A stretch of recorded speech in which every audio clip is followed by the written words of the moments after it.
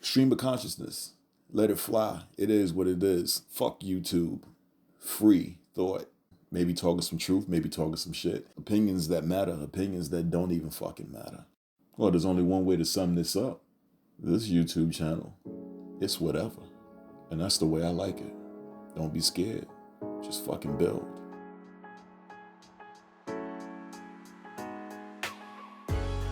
I like to talk about 9/11 because it's not just an historic moment. I watched New York change, and that's the thing that gets lost. So I really hope that a lot of people get a chance to listen to this one. All right. Now, again, I don't want to make this long. I really don't. But we're talking about September 11, 2001. It started off like any other New York day, busy, full of assholes on the train, yada, yada, yada. I got my Walkman on. Yes, Walkman. I'm going to East 23rd Street. I work at Verizon. Okay, I'm a field technician at that time. Now, here's the cool thing. Before Verizon, I used to work at Rector Street. Okay, now Rector Street, if anybody knows New York, is right by the World Trade Center. I mean, you're talking about across the street, it's right there. Technically, it's across the street from a place called Battery Park City. Where I used to work was at a packaging place. We professionally pack things for places like Sotheby's and stuff like that. Like, if you know Sotheby's, they're an auction house and they will typically sell antiques for hundreds of thousands of dollars. Yeah, I used to pack that kind of stuff to make sure that it got to the new owner correctly. So yes, I have had stuff in my hand that's worth hundreds of thousands of dollars that I had to professionally pack inside of a cardboard box. Believe me, it sounds simple, but it ain't. Because inside that box, once you open that box up, you're going to see a professionally packed piece of china that you're like, holy hell. So yeah, that was a cool job. That was a really cool job. I even packed a life-size replica of the Predator. All right, so that's actually 7 feet tall, and yes, that went in a cardboard box. However, we had to build the cardboard boxes, and again, the inside of it professionally packed and stuff with using chemicals and all of this other stuff. But yes, right across the street, that's where I worked, from Battery Park City and down the street from World Trade Center. This was before I worked at Verizon. So the World Trade Center, the financial district, Battery Park City, I was very familiar with this area. 2001, I'm at Verizon, and I happened to call my boy, who now works at the same packaging place where I used to work, and he's losing it. And I'm saying, hey, yo, what's up, Steve? He said, yo, man. He said, a plane just ran into the World Trade Center, but it ain't really do nothing to the building, but the plane exploded. I said, word? That's crazy. Now, like most people, he thought it was a small passenger plane. That's how strong that building is, okay? Because the plane that hit, that he was talking about, I think was a 767. It carried about 90-some people, I think, if I'm not mistaken. Listen, the technicalities of this shit, don't quote me. But the bottom line is that first plane did not do the job, folks.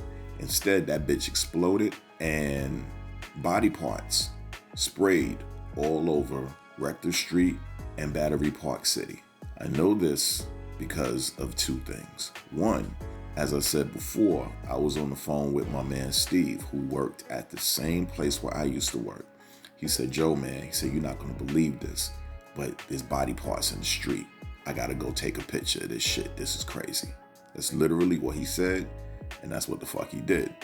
So, again, this was long before you can, picture text. You understand what I'm saying? Like, the phones that we had in 2001, So it was Polaroids that he was taking. All right, so I saw those Polaroids later on. So not too long after that, the second plane hit. Then I called him again. And I said, yo, Steve, man, you got to shut that place down. You got to get the fuck out of there. And he said, yeah, I know. I'm leaving. I'm shutting everything down now. I'm leaving. So with that being said, my man Steve, he bounced. And knowing that he was straight, I did what most people did. I watched the news and everything unfolded. We all know, what happened. I remember being angry that day.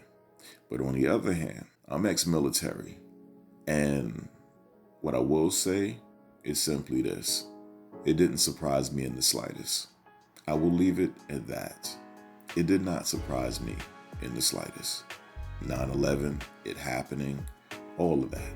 Now you can take that as you will, but anybody that's a veteran, anybody that ever had clearance to certain places, knew certain things,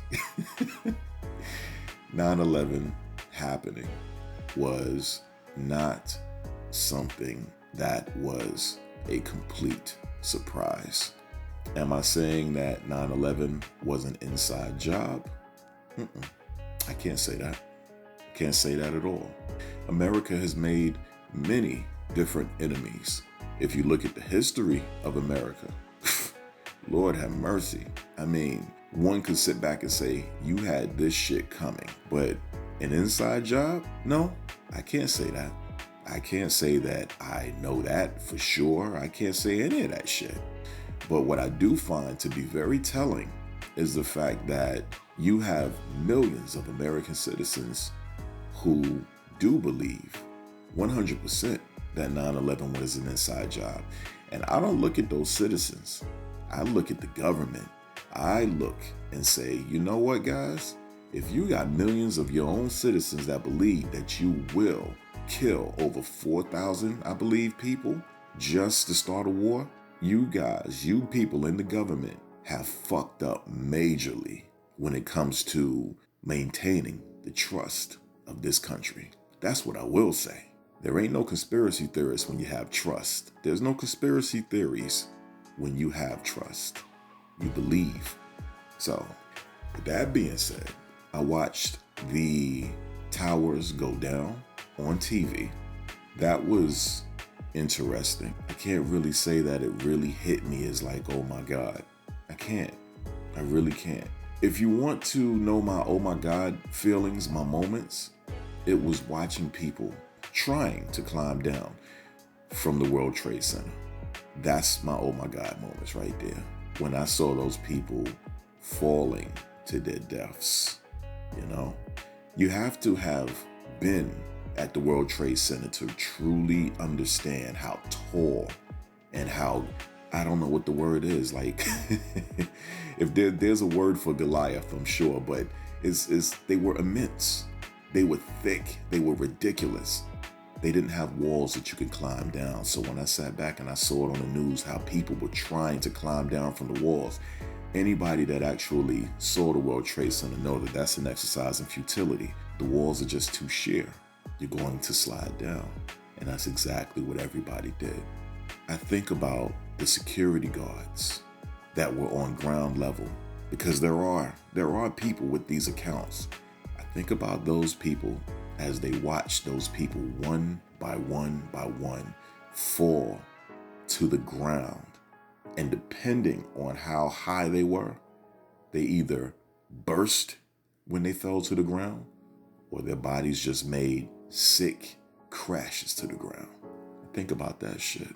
I remember days after 9/11 when I went down to now what's called Ground Zero, and the crater that was there, that was an incredible looking crater.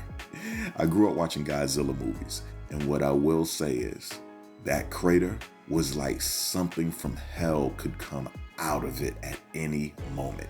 That crater looked like a monster had just taken one giant step and destroyed something. It was an incredible looking crater, man. And you looked at that shit and you say to yourself, you're like, wow, I cannot believe that one day, this is what I thought, one day this crater will no longer be here. That is how amazing human beings are. If you look at us from a top point of view, like a macrocosm, we're like ants. You understand? Like when you're on a plane, how everything just gets smaller, we look like ants. But just like ants can build intricate tunnels because they're non-stop working, humans are the same fucking way. If you work them in shifts non-stop, they just build incredible shit. This channel right here, it's whatever. Every single channel that I do, I have like 3 of them. Every single channel that I do, I try to show people that we are stronger together and we are weaker when we are apart. These United States are not united. 9/11, September 11th, that united us for a limited amount of time. And I remember when we fell apart. The racism against Islam and Islamophobia immediately creeped in. Immediately. I remember that same day, I went around to the corner store. The people that owned the store was from Yemen. The owner was typically at the counter, and he was in terror because if this was his country and the roles were reversed and it was an American owning a grocery store in his country and America had attacked and destroyed one of their largest buildings, killing thousands of people, then they would have probably burned that store to the ground and ripped that American guy apart. And so he was terrified. And I told him, I said, don't worry, nothing's gonna happen to you. One, we was on the east side of Manhattan. A lot of people with money and all that other jazz, they ain't getting their hands dirty like that. You know what I'm saying? And I told him too, I just don't have that feeling we're gonna get down to that level. For God's sake, dude, you're not some grocery store in Mississippi or some backwoods white trash town, whatever, you know what I mean? This is Manhattan. It's not gonna happen like that. And I was right. I was absolutely right. That store is still there. No problems. But the widespread Islamophobia in other parts of the United States, yeah, that was the new racism. That was the new racism. All of a sudden, black people, you guys can take a back burner. You know what I'm saying? No, we don't like Islam now. So now, of course, with an attack like that happening, you expect not just the country to change, but the surrounding area, right? Of course. So check it out. Let's focus on my hometown. And I'm gonna show you exactly how Brooklyn changed.